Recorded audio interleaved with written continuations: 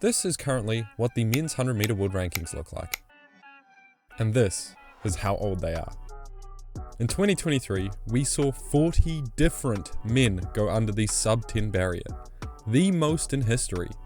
Yet somehow, a 17-year-old is leading the charge 5 months into 2024. You couldn't have guessed this. But you know what you could have guessed? Duplantis breaking his 8th consecutive pole vault world record. Season opener, world record!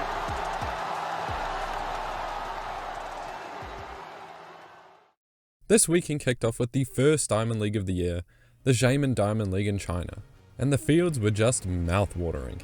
Yet Armand Duplantis would quickly prove to be the highlight of highlights. He'd go over 582, a height only one other competitor would make, like this. That's why clear daylight for Armand Duplantis. That isn't just daylight, the whole sun could beam through that gap. He'd then first time over 6 meters, move up to 624, a would-be world record that he has attempted twice before, and by golly god, it's not even close. Oh yes! A world beater yet again! That's his 8th world record, and he clearly has more in the tank. We've all heard about the GOAT debates between him and Bubka, but Duplantis is 24 years old, clearing his 8th world record like this, and winning Diamond League meets by 40 centimeters. He is the greatest this event has ever seen. And since you really just can't top that, let's move on to the weird. Please man, just let the pros break 10 seconds. The college kids are just bullying them at this point. Twitch in the block there. Fred Kerley rises fast. Coleman getting his leg turnover better here in the second half of the race. Coleman, what a run! What did we even just see? Kerley out the blocks first, for Coleman to take the win with his superior top end speed?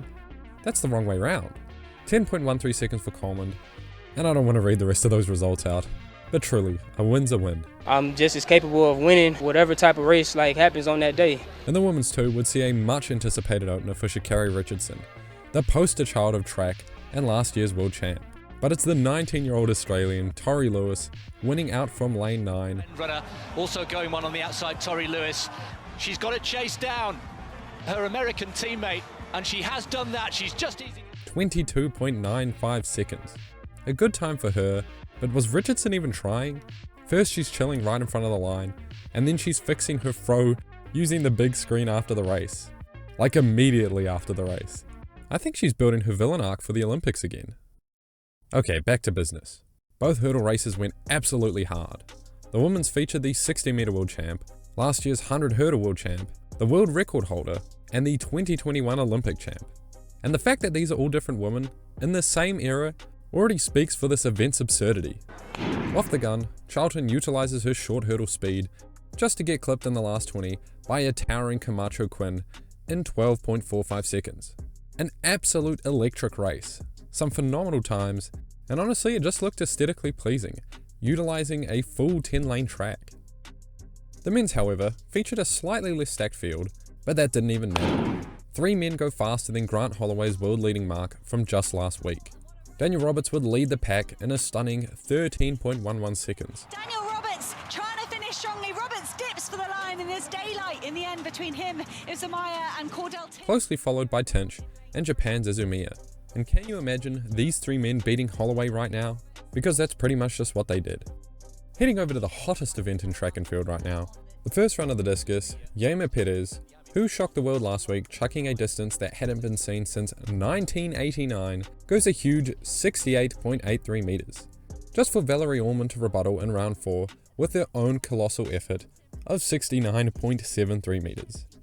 And even then she bettered that with a 69.8 in the very next round. So Allman takes the win. But now this just begs the question, was that 73 meter by Perez that hugely affected by the wind in Oklahoma? I guess only time will tell. And while the sprint sucked, distance went crazy. In the women's 1500, Tsegay and Halem would ditch the rest of the field from lap 1, and would stick to the world-leading mark shown by the Wavelight Tech.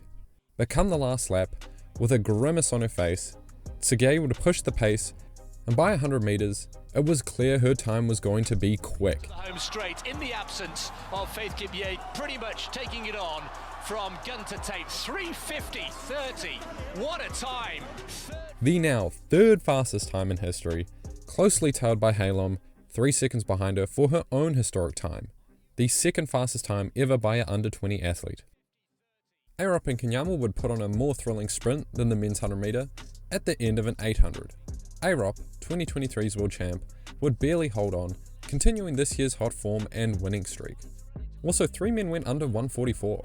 That's bloody fast. I think Arop has just done enough on the inside there to hang on. As the first Ironman League of the Year closes, literally only minutes after the Keino Classic in Nairobi, Kenya kicks off. And the whole week leading up to this event, the talk of the town has been Courtney Lindsey, the current 200 meter world leader, versus the hyper sprinter of this generation, Lindsey Tobogo. And off the gun, Lindsey tries to leave Tobogo in the dust, but Tobogo ain't fooling around and he's sticking to him. But by the end, Lindsey just holds on against a hunting Tobogo. 19.71 seconds and into a ridiculous negative 1.5 headwind. Holy crap, that's straight up crazy. Lindsey took the win by 1,000th, and honestly, he's kind of becoming the hero of this year's men's sprints. He won the 100 at last year's NCAAs, goes pro, and is holding on to an undefeated streak against every major sprinter of 2023 so far. He's my favourite heading into the US trials. Is Letsile Tobogo the king of African sprinting? Who is the African champion? It's you.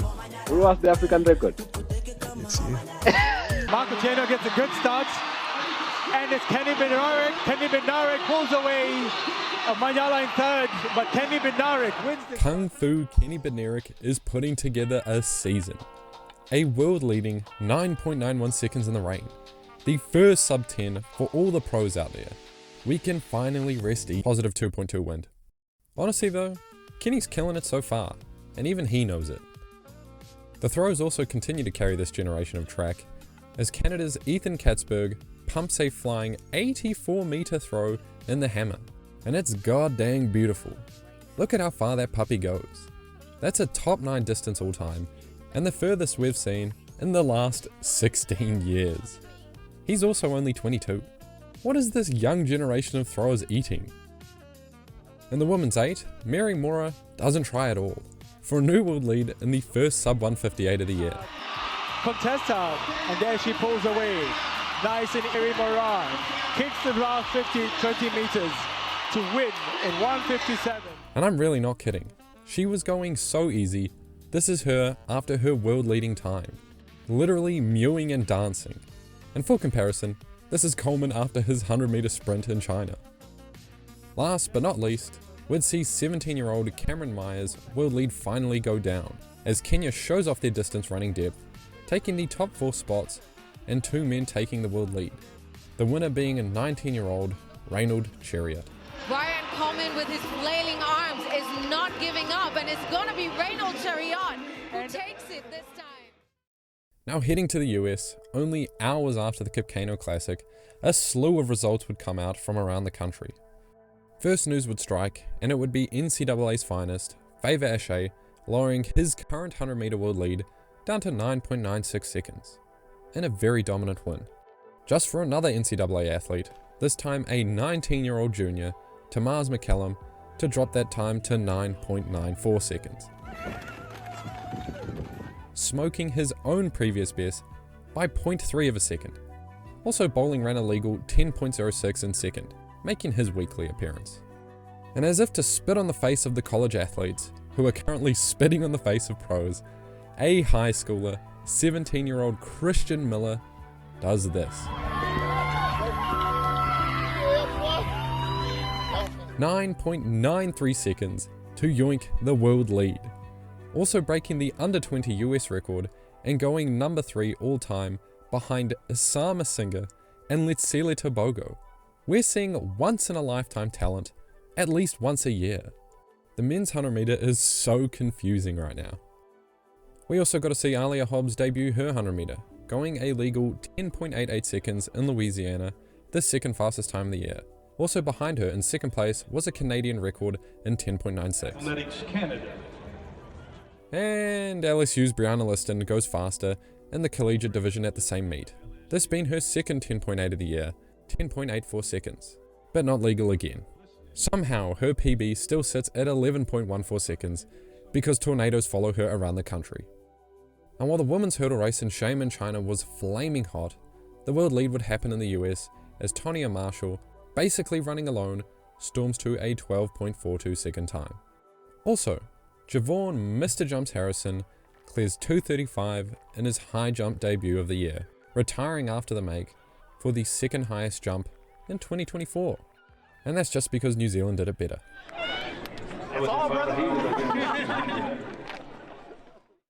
So tell me, what have you found the most entertaining in the track year so far? Is it Duplantis' yearly routine world record, Courtney Lindsey becoming the hero, the throws carrying track on its sexy broad shoulders, or perhaps the absolute throwdowns in the women's hurdles? Because personally for me, it's the clown fiesta that is the men's 100 meter right now. You can't make this shit up. Thanks for watching. See you next time.